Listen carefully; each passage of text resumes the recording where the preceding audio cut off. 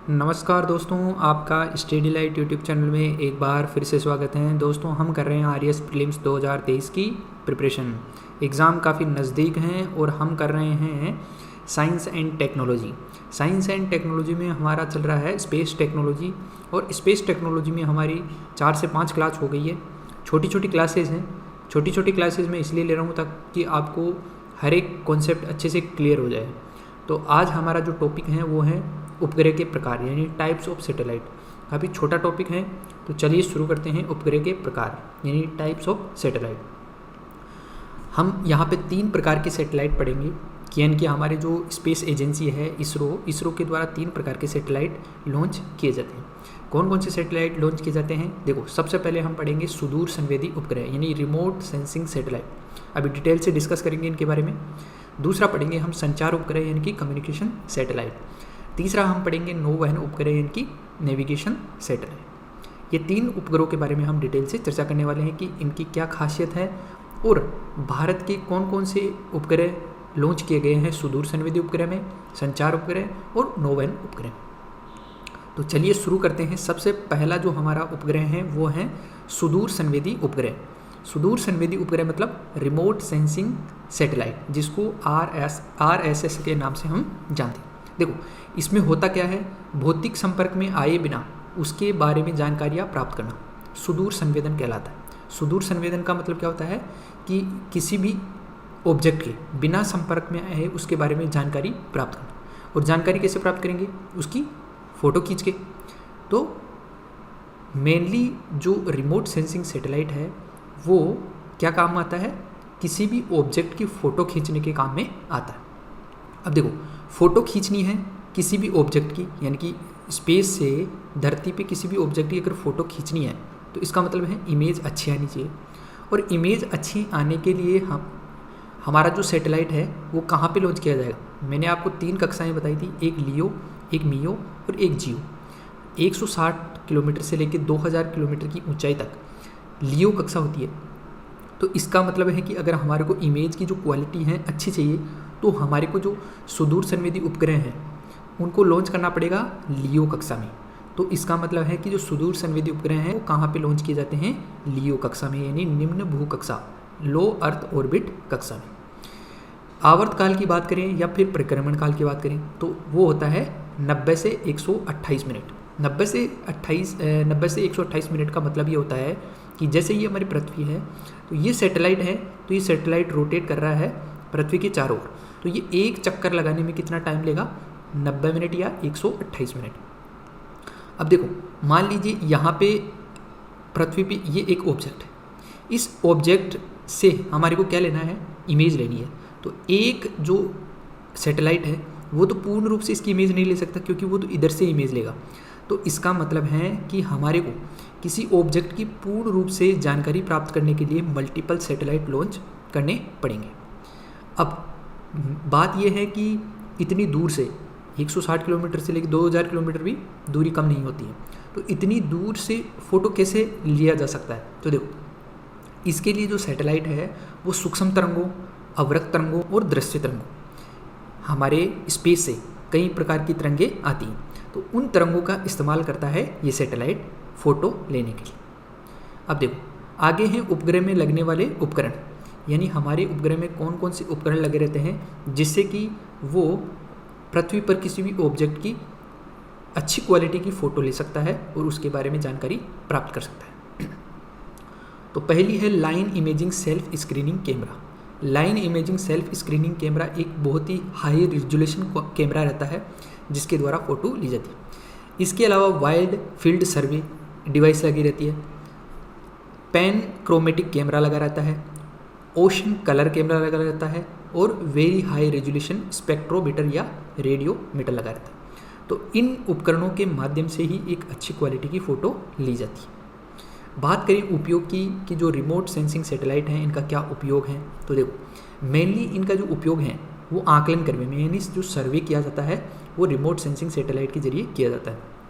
जैसे कि देखो, सरकारों को कैसे पता लगता है कि हमारे इतने स्थल पर इतने प्रतिशत भूमि पर वन है, यहाँ पे मरुस्थल है, इतना प्रतिशत मरुस्थल है, कहाँ कहाँ पे कृषि है, कृषि का अनुमान लगाया जाता है कि इतने प्रतिशत पे उत्पादन होगा, कहाँ कहाँ पर जल है, समुद्रों के बारे में, खनिजों के बारे में। तो इन सब की जो सूचना सरकारों को मिलती है वो जो रिमोट सेंसिंग सैटेलाइट होती हैं उन्हीं के द्वारा मिलती है। तो रिमोट सेंसिंग सैटेलाइट के द्वारा वनों का आकलन किया जाता है, मरुस्थल, कृषि, जल, समुद्र और कई प्रकार के खनिजों का क्या किया जाता है, सर्वे किया जाता है। इसके अलावा मौसम अनुसंधान में मौसम की जो जानकारी है वो भी रिमोट सेंसिंग सैटेलाइट के जरिए ही हमें मिलती है। इसके अलावा आपदा प्रबंधन के लिए और शहरी ग्रामीण विकास के लिए तथा जासूसी व निगरानी के लिए भी जो सैटेलाइट यूज किए जाते हैं वो है रिमोट सेंसिंग सैटेलाइट। तो याद रखना कि इन उपयोग में से आपको एग्ज़ाम में देके क्वेश्चन पूछा जा सकता है। मान लीजिए आपसे पूछ लिया जाए कि मौसम अनुसंधान में कौन से सैटेलाइट उपयोग में लाए जाते हैं, तो आपको याद रखना है कि मौसम अनुसंधान में रिमोट सेंसिंग सैटेलाइट लॉन्च उपयोग में लाए जाते हैं। तो उपयोग याद रखना। भारत में बात करें कि जो रिमोट सेंसिंग सैटेलाइट हैं वो कौन कौन से सैटेलाइट हैं। देखो, सबसे पहले रिसोर्स सेट, ये एक सीरीज है सैटेलाइट की, और वो क्यों लॉन्च किए गए, संसाधनों का पता लगाने के लिए। अलग अलग प्रकार के सैटेलाइट लॉन्च किए गए हैं अलग अलग प्रकार के उद्देश्य के लिए। तो पहला जो सैटेलाइट है वो है रिसोर्स सैटेलाइट। इसका मतलब है कि ये संसाधनों का पता लगाएगा कि कहाँ कहाँ पे किस किस प्रकार के संसाधन हमारे देश में हैं। इसके बाद में आगे बात करें तो नेक्स्ट है ओशन सेट। ओशन सेट यानी ओशन सैटेलाइट, ये है समुद्री संसाधनों का पता लगाने के लिए। इसके बाद में अगला आता है कार्टोसेट। कार्टोसेट मानचित्रीकरण तथा अर्थ इमेजिंग के लिए, यानी ये क्या करेगा, मैपिंग के लिए तथा अर्थ की इमेज लेने के लिए काम में आएगा।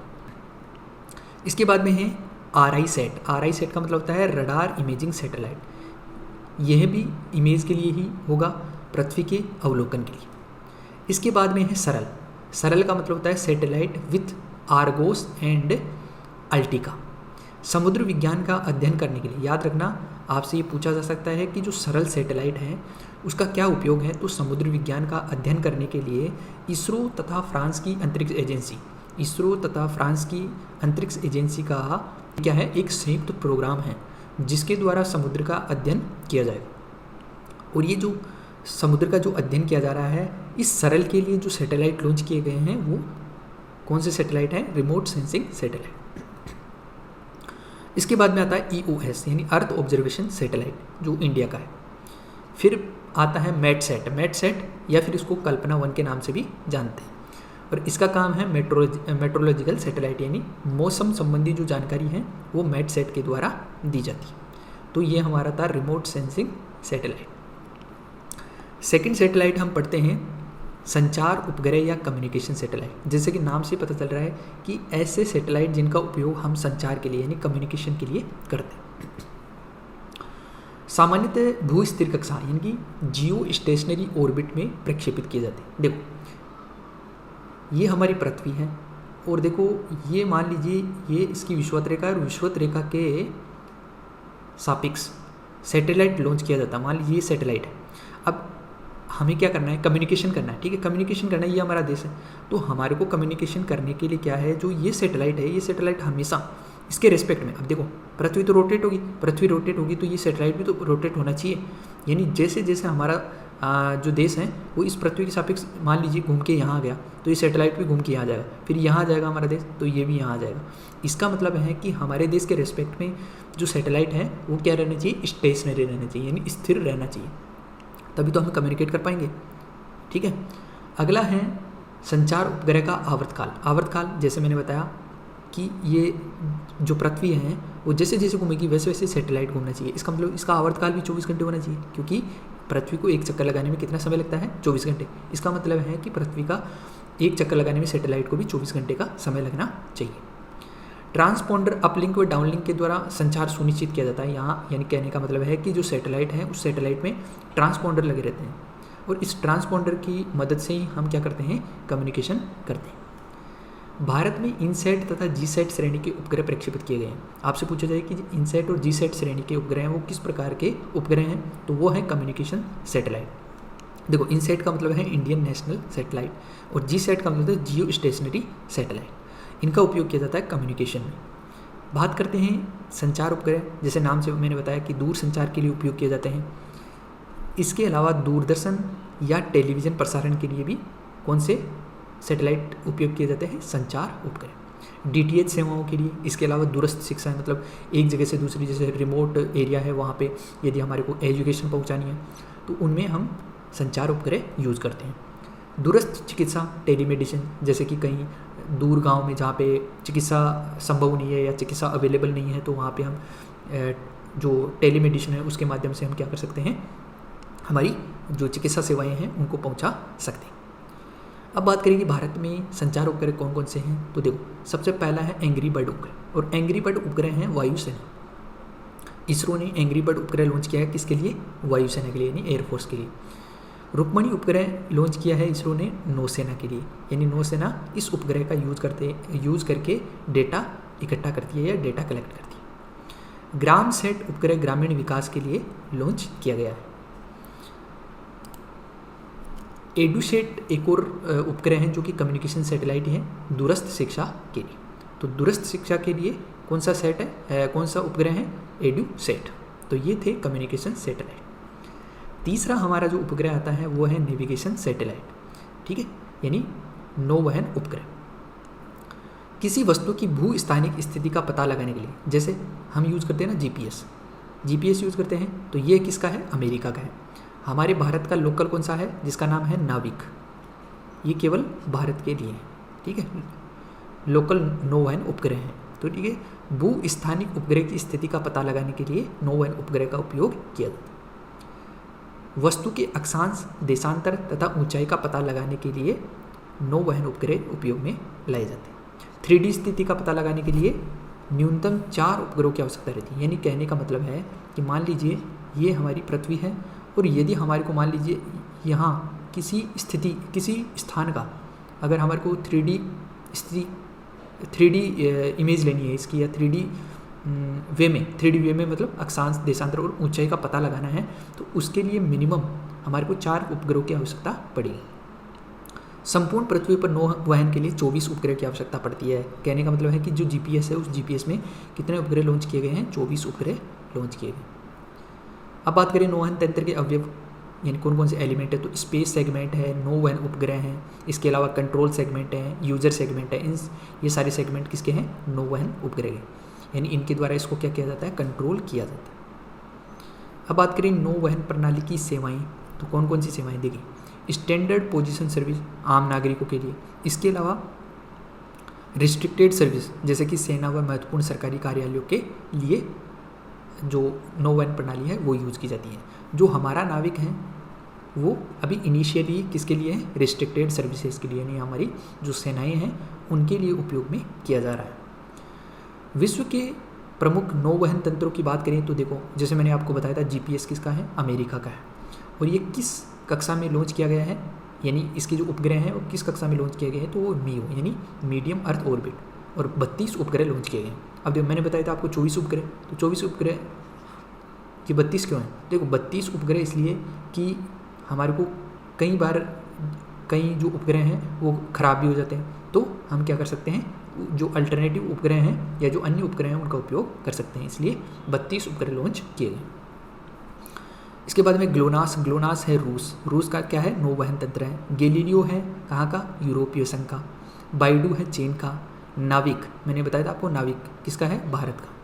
और भारत ने नाविक के लिए कितने उपग्रह लॉन्च किए हैं? 9 उपग्रह प्रक्षेपित किए हैं, जिनमें से 7 अभी क्या हैं? सक्रिय हैं, जिनमें से 3 तो हैं जीटीओ यानी जियो सिंक्रोनस ट्रांसफर ऑर्बिट में, और 4 हैं जियो सिंक्रोनस अर्थ ऑर्बिट में, ठीक है। तो 7 उपग्रह अभी क्या हैं? एक्टिव है किसमें? नाविक में। और लॉन्च कितने किए गए हैं? 9 उपग्रह। याद रखना है आपको, कितने उपग्रह नाविक में लॉन्च किए गए हैं? 9 उपग्रह। और अभी एक्टिवेट कितने हैं? 7। इसके बाद में एक और है QZSS, यह है जापान का नौवहन तंत्र। तो याद रखना है इन सभी को कि किस किस देश के नौवहन तंत्र है, क्योंकि जोड़ी बनाने वाले क्वेश्चन में ये पूछा जा सकता है। नेक्स्ट बात करते हैं गगन। देखो गगन क्या है? तो गगन है GPS added geo augmented navigation system. कहने का मतलब है कि जो हमारी इसरो और एयरपोर्ट अथॉरिटी ऑफ इंडिया है, उन दोनों की ये एक संयुक्त परियोजना है गगन। और ये गगन क्या कर रही है, जीपीएस की गुणवत्ता व सटीकता में वृद्धि करेगी। जीपीएस की गुणवत्ता व सटीकता में वृद्धि करेगी, जिससे कि हमारे को एक अच्छा एक्सपीरियंस अनुभव हो सके या फिर बेहतर नौवहन सेवाएं हमारे को मिल सके। तो ये 3 प्रकार के हमारे उपग्रह थे जिसके बारे में हमने डिस्कस किया। आई होप कि आपको तीनों जो उपग्रह हैं वो समझ में आया होगा। तो स्टडी लाइट यूट्यूब चैनल को सब्सक्राइब करना ना भूलें और मिलते हैं अगले वीडियो में। तब तक के लिए धन्यवाद दोस्तों, थैंक यू।